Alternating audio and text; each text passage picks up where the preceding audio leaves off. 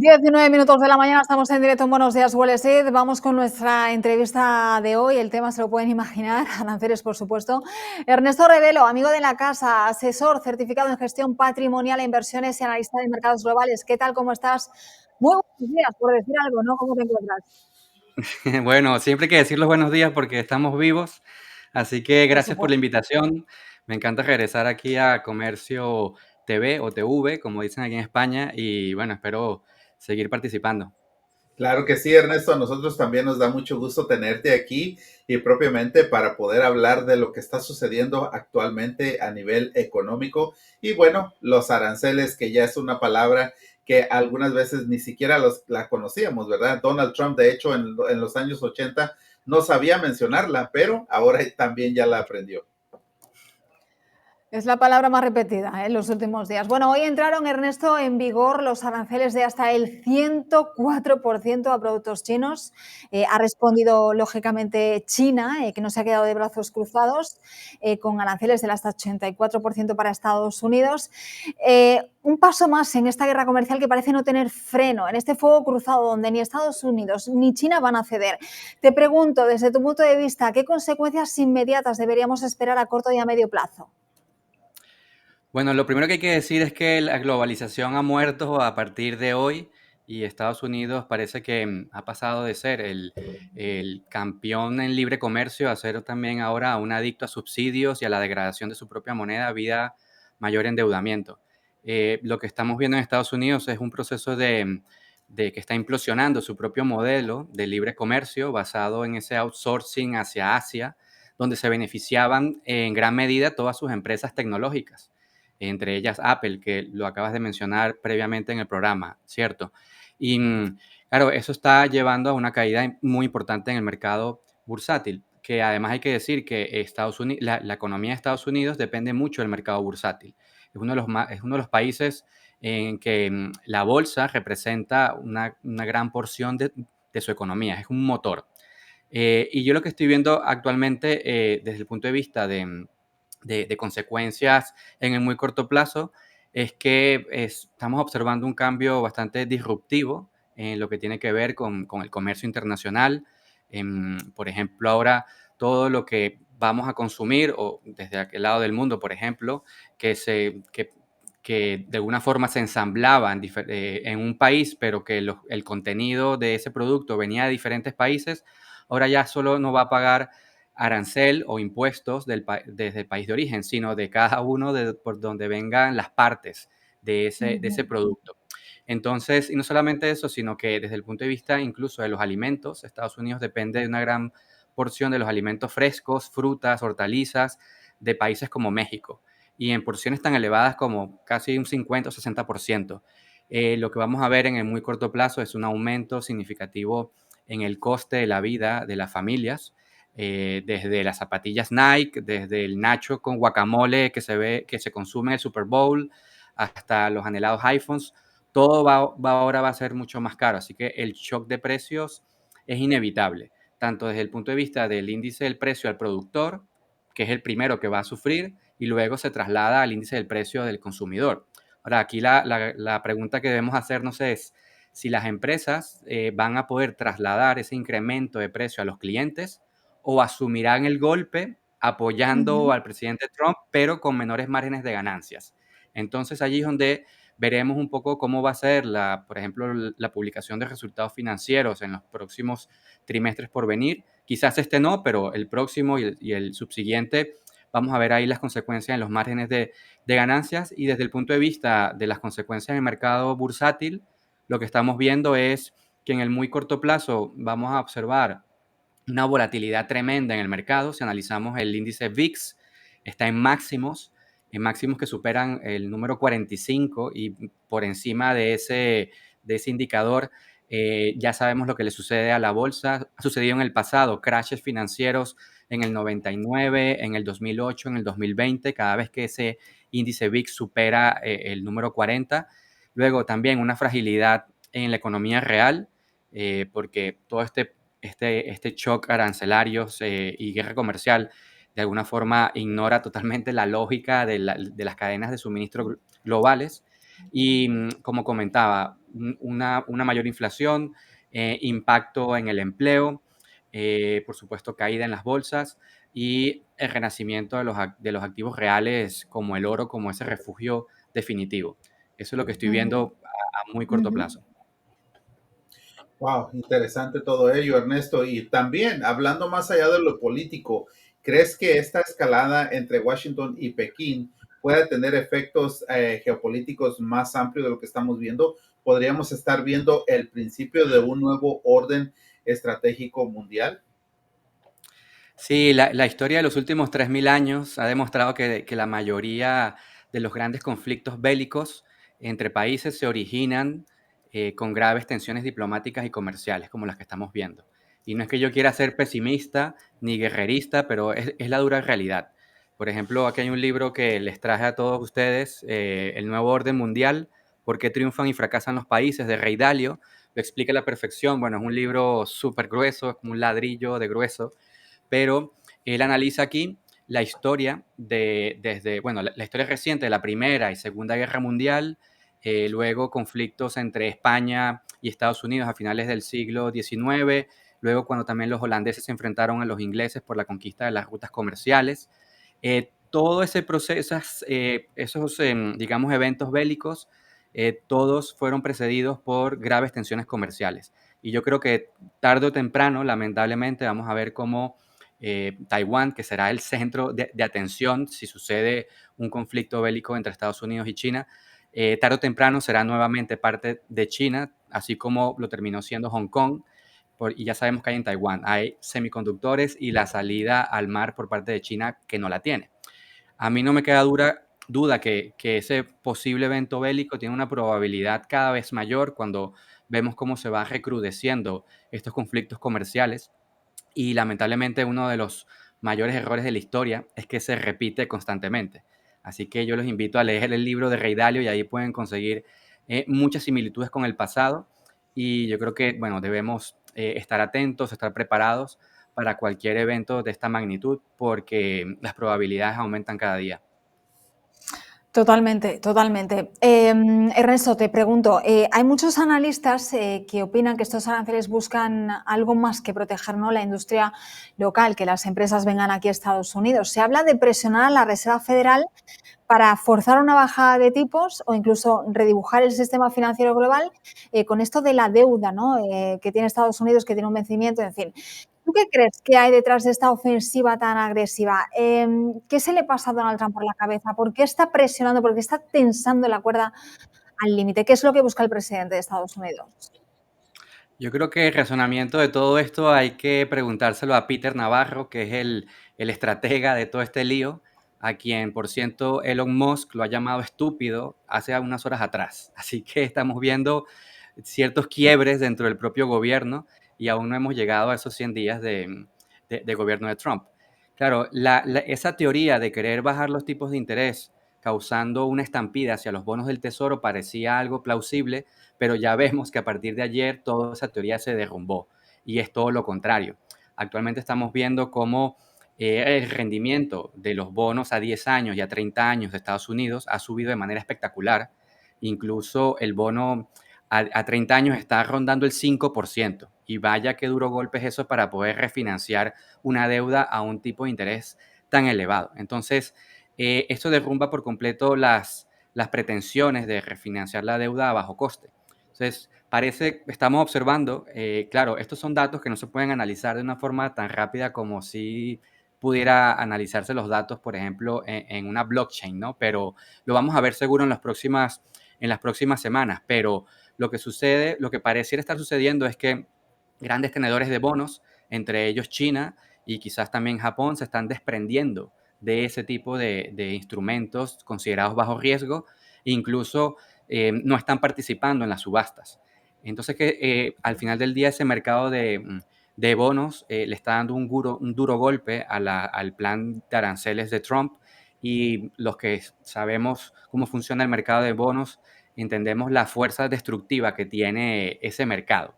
¿Por qué? Porque cuando el rendimiento de los bonos del Tesoro estadounidenses suben de una manera tan acelerada como lo están haciendo ahora, eso tiene un impacto muy negativo en el S&P 500. eso lo indica la historia y las estadísticas, así que los datos están allí para analizarse. En cuanto a lo de cambiar el orden mundial, pues bueno, creo que lo está logrando de alguna forma a los golpes.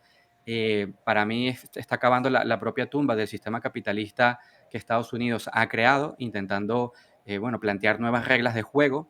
Sin embargo, el mundo de hoy es muy diferente al de los años 70, al de la Guerra Fría, y yo creo que ahora hay otros jugadores bastante pesados que no están dispuestos de alguna forma a hacerse, a estar, a negociar en bajas condiciones o en malas condiciones con Estados Unidos, están dispuestos a luchar, como lo ha dicho China, que está dispuesto a ir hasta el final. Ujú. Sí, Ernesto, y propiamente hablando de la Reserva Federal, ¿qué papel ahora mismo está teniendo en todo esto? Pues, ¿realmente se puede utilizar la política monetaria como contrapeso a esta situación o está atrapada, como decimos, entre la espada y la pared en medio de esta confrontación que tiene Estados Unidos con el resto del mundo, no solamente con China por el día de hoy, sino con el resto del mundo? Cierto, la Reserva Federal, o sea, tiene el poder, evidentemente, de fijar el tipo de interés y pudiera, si a lo mejor estuviera en otras condiciones, pudiera actuar con algún recorte de emergencia para, bueno, inyectarle confianza al sistema. ¿Vale? Pero resulta que, como tú decías, la Fed, Jerome Powell, que al final no es solamente Jerome Powell, la Fed es un conjunto de bancos privados en Estados Unidos y las decisiones allí no las toma solo Jerome Powell, él es solamente el vocero. Las decisiones se toman de alguna forma con cierto consenso. Y ellos están viendo datos como el empleo, que está bastante frío, aunque parece que se mantiene fuerte, pero para mí sí, el nivel el mercado laboral en estadounidense se está venido empeorando. Luego tenemos temas como las expectativas de inflación, tanto de corto y de largo plazo, también están subiendo como la espuma, es impresionante. Eh, Estos son de alguna forma mediciones que se hace a través del Conference Board o la Universidad de Michigan hace este tipo de mediciones. Y entonces allí la FED está como típico, como dicen en Estados Unidos, wait and see, ¿no? Vamos a esperar Ujú. y ver cómo es el desenlace de todo esto, cuál podría ser el impacto de los aranceles, que tiene un impacto inflacionista bastante marcado, y luego ver si el mercado bursátil se derrumba lo suficiente como para entrar a rescatarlo, porque la Fed podríamos decir que tiene dos mandatos principales, pero tiene un mandato oculto. Los dos mandatos principales son mantener la inflación a raya y mantener el pleno empleo, pero el mandato oculto es mantener la bolsa a flote. Ahora, caídas de la bolsa del 10%, 15% es algo que sucede prácticamente cada un año y medio. El 64% de las veces es algo normal, es algo natural. Por lo tanto, yo no veo a la Fed nada nerviosa sobre la caída del mercado bursátil. Ahora sí, si vemos caídas del 20, del 25, ahí sí yo creo que podría actuar, aun cuando las otras variables que ellos analizan no están bien. Yo creo que sí podrían actuar, pero siempre y cuando el mercado se derrumbe mucho más. Ujú. Tengo una pregunta, Ernesto, acerca de todas estas negociaciones que están buscando los países supuestamente según Donald Trump, desesperados por llegar a un acuerdo, ¿no? A mí me sorprendía mucho, lo he dicho en el programa, las declaraciones que hizo ayer el presidente Donald Trump, ¿no? La verdad que un poco, no sé, fuera de contexto, pero bueno, muy Trump, a fin de cuentas, ¿no? De que los países le llaman, de que quieren negociar, de que están pidiendo, por favor, vamos a negociar. Eh, es que hay más de 80 países que están afectados, ¿no? Por aranceles y cada país tiene pues, una realidad totalmente diferente, ¿no? A cada uno de los países. Son realidades económicas totalmente diferentes. Te pregunto, ¿qué es lo que quiere Trump? ¿Qué busca negociar? Y aparte también esto complica, ¿no? Aún más el escenario porque esto va a alargar mucho la incertidumbre. Si tienes que negociar país con país, más de 80 países y encima los países llegan supuestamente según Donald Trump, dispuestos a negociar, pero a él lo que le traen para negociar no le convence, pues todo esto se va a alargar muchísimo en el tiempo, ¿no? Sí, iba a estar bastante complicado negociar, por ejemplo, con aquellas islas donde solo hay focas y pingüinos. Eso va a estar muy complicado para negociar. Pero bueno, apartando de ese mal chiste, o sea, te lo puedo comentar desde el punto de vista, yo tuve 2 años participando en las conversaciones digamos, bilaterales entre dos bloques, entre el Mercosur y la Unión Europea. Y ese proceso al final del día, el año pasado creo que se firmó el Tratado de Libre Comercio, que aún así no ha sido ratificado por cada uno de los congresos de los países. Y es un proceso bastante complejo, toma mucho tiempo, es ir y venir, revisar documentos, palabra por palabra, coma por coma, así es como se negocian los tratados comerciales entre países. Revisar muy bien la balanza comercial, producto por producto.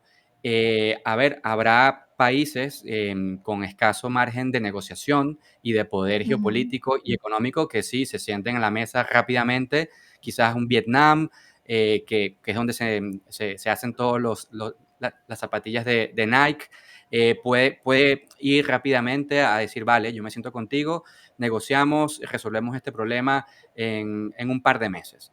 Pero luego el resto, ahí el juego se complica muchísimo y además no sé si tienes el manpower o si tienes la cantidad de funcionarios públicos dentro del Ministerio de Comercio, la Secretaría de Comercio de Estados Unidos, para analizar esos 180 países, ver cuáles son las condiciones que pueden mejorar allí. Ese es un trabajo muy, muy complejo. Y luego tenemos a los grandes jugadores como Canadá, que ha dicho rotundamente que no se va a dejar intimidar.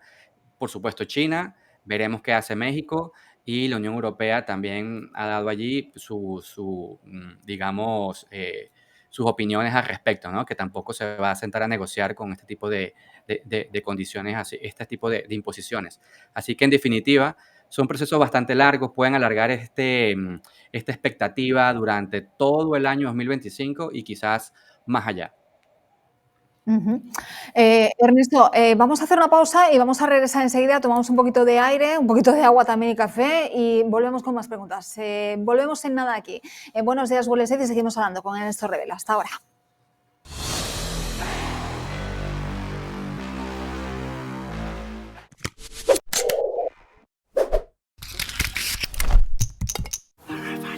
El amor es una lección que no termina, no sabe de condiciones, así que abróchate el cinturón como si fuera rutina.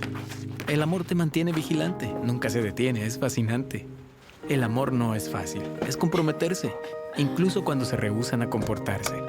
Es encontrar el asiento correcto y cuidar a tu familia decidir. Siempre verifica 2 veces antes de conducir. Asegúrate de que tus hijos estén en el asiento correcto en nhtsa.gov/protegidos. Haciendo planes eres el mejor. ¿Recuerdas los 90 minutos mejores planificados de tu vida? ¿O aquel aniversario sorpresa para las bodas de oro de tus padres? Te llevaste oro en planificación. De la misma forma en la que planificas para esos momentos, planifica para protegerte a ti y a los tuyos de un desastre natural. Inscríbete para recibir alertas locales. Prepara un kit de emergencia y haz un plan de comunicación familiar. Proteger a tu familia es el mejor plan que puedes hacer. Los artistas más importantes de la industria están en Tarima, ofreciendo sus conciertos con una fórmula diseñada exclusivamente para que el televidente se sienta parte del show más interactivo, cubriendo todos los géneros musicales latino. Entrevistas exclusivas, detrás de cámara, videos musicales, programas especiales, con toda la información de lo último en la música latina y tus artistas favoritos. El canal de música en vivo más querido por todos los hispanos. Tarima, el canal de los conciertos. Comercio, tu portal al mundo financiero actual. Actualizamos diariamente con nuestros artículos sobre el mercado de valores y el mundo financiero. Encuentra artículos educativos, entrevistas exclusivas en video y mucho más. La economía en tu idioma. Escanea el código QR y visita Comercio TV ahora. Ajá. A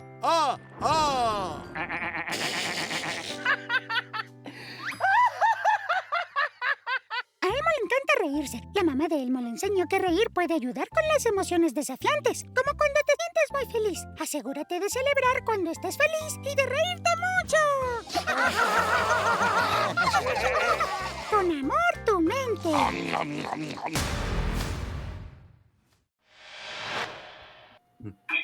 Seguimos en directo en Buenos Días Wall Street y seguimos charlando con Ernesto Rebello. Alejandro, tenemos que hablar lógicamente y preguntarle a Ernesto acerca de Europa, que ya se ha pronunciado en el día de hoy y va a tomar represalias. Exactamente. De hecho, pues sí, como tú lo estás mencionando, ya Europa anticipó esa disposición de negociar, pero también está dejando en claro de responder. Vamos a ver qué posición podría adoptar la Unión Europea en este conflicto. A ver, Ernesto, ¿tú qué margen ves que tenga para influir en esta guerra comercial? Sí, un primer comentario, me gusta siempre decirlo, el europeo tiende a menospreciar el rol de Europa en estos temas. No sé por qué, pero tiene una moral bastante baja y a pesar de que ya no tiene la influencia de antes, la Unión Europea es un bloque regional con peso global, pero por supuesto está pasando por una crisis de identidad, porque tiene 25 años, entonces está pasando por esa crisis como los chicos de 25 años, ¿no? Pero desde Bruselas ya han anunciado que están dispuestos a negociar, pero no bajo amenaza, y que a la vez están dispuestos a retaliar con aranceles. Porque si analizamos la balanza comercial, también hay productos muy importantes, sobre todo productos químicos, que Estados Unidos necesita de parte de Europa y que por lo tanto no puede de alguna forma despreciar de ellos. Y yo creo que lo que va a suceder aquí en Europa es que va a haber un cambio radical de la visión de austeridad y de control de déficit, va a quedar como cosa del pasado.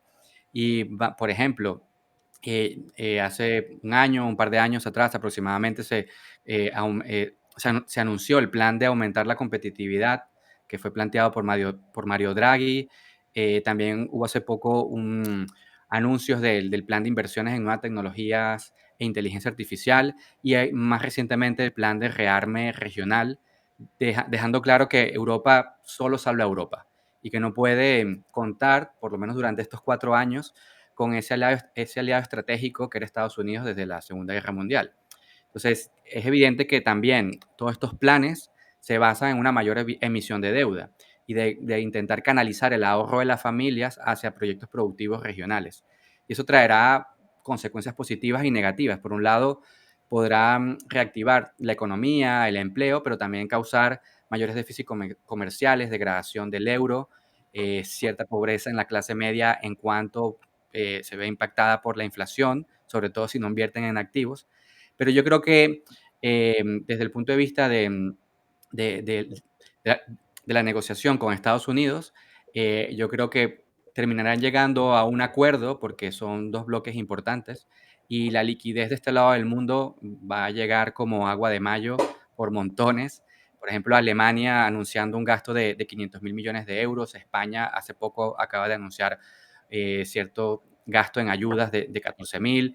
Francia tendrá que hacer lo mismo porque tiene un nivel de empresas al borde de la quiebra en máximos históricos y todo ese dinero en teoría debería ser para apoyar a la industria nacional y al empleo eh, y al mismo tiempo va a atraer muchos capitales, como está sucediendo la migración de capital de la bolsa de Estados Unidos hacia otras partes del mundo. Bueno, Europa está recibiendo una pequeña porción, pero está recibiendo. Y eso está ayudando a reflotar todas las acciones que cotizaban de este lado del mundo, que llevaban 15 años quizás estando detrás de Estados Unidos y ahora están retomando Ujú.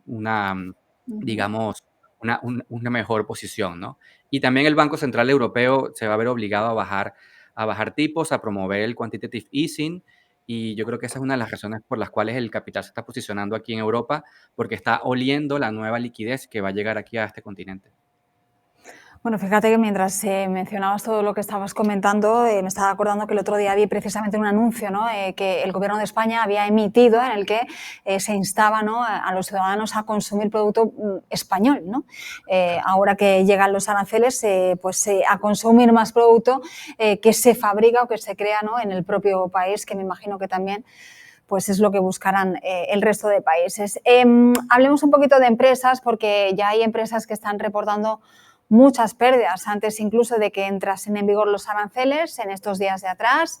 Otras están buscando cómo se van a adaptar a esta nueva situación, cómo van a deslocalizar producción. Algunas anuncian ya que van a traer fábricas o plantas a este país, a Estados Unidos, o van a hacer inversiones. ¿Qué impacto esperas en el tejido empresarial y, sobre todo, crees que esta carga económica, que según algunos estudios podría recaer en los hogares, va a terminar afectando políticamente a Donald Trump, ya no solo a nivel político, sino también a nivel de imagen, ¿no?, del ciudadano estadounidense que fue a votarle y que ahora se encuentra con que en vez de arreglar la economía, pues está lanzando una bomba económica? Sí, aquí hay que analizar un poco cómo está la situación del tejido empresarial en Estados Unidos. Y resulta que las empresas zombies en ese país están en niveles récords. Las empresas zombies son aquellas que no logran cubrir sus gastos y que están en pérdidas año tras año y que dependen mucho del coste del dinero, de estar refinanciando su deuda. Y también, si lo vemos desde el punto de vista bursátil, más de la mitad del índice Russell 2000, que es el que agrupa las small caps, son zombies. Entonces, ahí hay datos alarmantes. Luego tenemos al número de empresas en bancarrota, que está en niveles máximos en Estados Unidos, pero también en países como Francia, España y Alemania. Entonces, hay que tener mucho cuidado. Yo creo que esto podría causar todo este tema de los aranceles a nivel global y esta autarquía, digamos, en todo el mundo, pudiera causar una grave depresión a escala global, pero también una concentración de capital, porque muchas de estas empresas van a terminar siendo quizás absorbidas por las grandes corporaciones. Y al día de hoy ya estamos a merced de un puñado de empresas que controlan todo lo que consumimos, pero muchos creerán que esto es como la selección natural de Darwin, pero se olvidan que quienes sostienen el empleo y la economía en muchos países son las pymes. Entonces, si las grandes corporaciones generalmente no son las grandes empleadoras en el sistema capitalista global, entonces hay que proteger a ese tejido industrial nacional.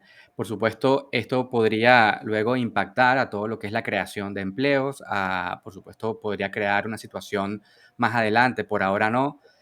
Por ahora yo creo que vamos a vivir procesos de estanflación, pero luego la estanflación se podría convertir en un proceso de depresión donde las personas em, tienden a consumir menos, dilatan su decisión de consumo, con lo cual hace que las empresas vendan menos y luego contraten menos y se crea ese círculo vicioso deflacionista. Por ahora, primero veo esta inflación y luego deflación, pero a ver, son nubarrones que están ahí encima de nosotros. Ujú, ujú. Ernesto, la verdad que todo esto está interesante y te hago una pregunta acerca de los mercados, porque no puedo dejarlo de pasar en este momento. Los mercados, como lo hemos hablado, como todo mundo lo sabe, están acumulando jornadas consecutivas en rojo. ¿Hasta qué punto crees que esto puede llegar a suceder? Actualmente nos encontramos en un terreno de corrección, pero estamos muy cerca de tocar ese punto donde ya se estaría hablando de un bear market. Sí, bueno, corrección es un término que utilizamos, es un eufemismo para decir que estamos perdiendo mucho dinero, más o menos así, claro. Y luego cuando nos metemos en un bear market ya estructural, ya son palabras más fuertes. Pero lo comentaba en el bloque anterior, caídas del 10% suceden cada año y medio en la bolsa. Es decir, desde 1928 hasta la fecha, sucede casi que 64% de las veces. Es algo natural este tipo de caídas, pero gracias a la guerra comercial, si se mantiene y se escala de forma importante, entonces ahí sí podríamos estar viendo una contracción mucho mayor del 20%, del 30%, del 40% y hasta el 80%. Y esto no es una locura, ya lo hemos visto en el pasado. En el 2022 caímos aproximadamente un 20%. En el 2020 con la pandemia, un 30% aproximado. Luego en el 2008, 2000, en el año 2000 y en el 2020, en 1929, bueno, vimos caídas mucho más fuertes de un 60% desde máximos históricos. Hay que recordar, hay que irnos al pasado, hay que recordar esa infame ley de aranceles que se llamó Smoot-Hawley de 1930, Ujú. justo después de la caída de la bolsa, del crash del 29. Unos meses después, el presidente Herbert Hoover emitió esa ley para proteger al sector agrícola de Estados Unidos del sector agrícola europeo. Y lo que terminó fue haciendo caer aún más la bolsa y provocar lo que se llamó la Gran Depresión, que duró varios años. Entonces, yo creo que ¿el mercado aún puede seguir cayendo? Sí. Ahora, con caídas cercanas al 20 a 30%, allí quizás vamos a ver actuar a la Fed y con recortes de tipos y también inyección de liquidez con un quantitative easing para intentar salvar la situación, porque hay algún tema importante. Las familias de Estados Unidos actualmente están teniendo la mayor cantidad de acciones en la historia. Aproximadamente del total de activos que tienen las familias, un 44-45% son acciones. Ahora, ¿quiénes son los que tienen esas acciones? El 10% de la población. Pero fíjense en este dato. Resulta que el 50% del consumo de Estados Unidos proviene de ese 10% más rico, que es el que acumula las acciones. Si esa gente se siente más pobre por la caída de su patrimonio, que es lo que se llama el efecto riqueza, su propensión marginal a consumir se reduce. Por lo tanto, podría terminar derrumbando todo el Producto Interno Bruto del país, porque sobre sus hombros recae el 50% del consumo de la nación. Por eso es que es tan importante mantener las bolsas a flotes y no dejarlas hundir por debajo de un 30%. Pues Ernesto, antes de que te marches, quería preguntarte, ya que estábamos hablando de mercado, de dos activos, el Bitcoin por un lado, que parece que no se salva, y por otro lado, pues el que ya mencionabas, que es el oro, al que parece que nos estamos acogiendo todos o todo el mundo se está refugiando, ¿no?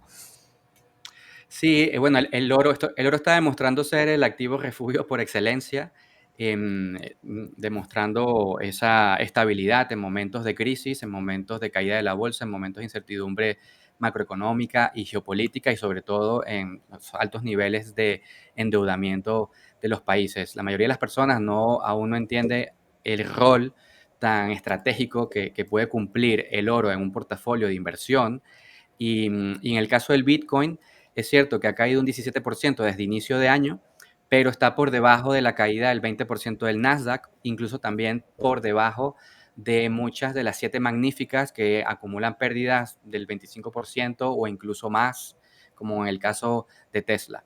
En el pasado, quizás pudiéramos haber visto una caída del Bitcoin del 70% en este nivel de caos e incertidumbre, pero gracias a la adopción masiva, el activo se mantiene sorprendentemente cayendo, pero a la par de activos tan tradicionales como la bolsa. Ahora, ¿en qué otros activos nos podemos refugiar? Bueno, el oro está, como lo comenté, está funcionando muy bien. Ciertas mineras de oro también. El cobre está manteniendo su precio en estos momentos. La plata también. Bonos de corta duración corporativos. Los bancos europeos. A ver, todo este análisis lo estoy comentando considerando los datos de inicio de año hasta ahora, ¿vale? Porque es más o menos el periodo en que los aranceles fueron mencionados. Entonces, si hago la comparación year to date, veo qué es lo que está funcionando, qué está manteniendo, y yo creo que, bueno, esa lista de activos breves que comenté pudiera estar ahí protegiendo, porque las típicas jugadas defensivas de toda la vida igual están cayendo. El consumer staples, utilities, todo lo que es consumo defensivo, sorprendentemente está cayendo por miedo, por nerviosismo, y la gente se está manteniendo en efectivo, esperando a ver cómo posicionarse en el próximo trimestre. Así es, efectivamente, y de hecho, todos los sectores están a la baja en lo que va de este 2025. Vamos a ver más adelante, ¿verdad? En la próxima vez que nos puedas visitar, Ernesto, porque hasta el momento lo vamos a dejar grabado y escrito. Obviamente, el S&P 500 con una pérdida del 18.6% y el Bitcoin con una caída del 30% desde sus niveles más altos. Así es que muchas gracias por atendernos, Ernesto. Esperamos contar con tu presencia próximamente. Ana, ¿alguna pregunta o algún comentario para Ernesto? No, Ernesto, creo que nos ha quedado todo claro. Te voy a decir sí o no, que me respondas con un sí o con un no. ¿Vamos a ver negociaciones entre China y Estados Unidos o vamos a seguir en este fuego cruzado? Sí. Ujú. Bueno, pues Sí, sí va a haber negociación. Al final, sí a al las final, negociaciones, perdona, o sí a que vamos a ver fuego cruzado. no, sí a las negociaciones. Al final del día Okey, nos sentamos a negociar todos. Es inevitable. perfecto. Lo que pasa es que se van a extender en el tiempo, como bien nos Sí. contabas. Ha sido un Muchísimas placer gracias charlar por la contigo. Un invitación. abrazo. Gracias Cuídate, por la cuídate invitación. mucho. Que tengan feliz tarde. Chao. Te esperamos de vuelta. Chao. Bueno, pues vamos a hacer una pausa. Vamos a regresar enseguida con más, ya en la recta final de Buenos Días Wall Street, pero con muchísimas noticias todavía por contarles. Hasta ahora.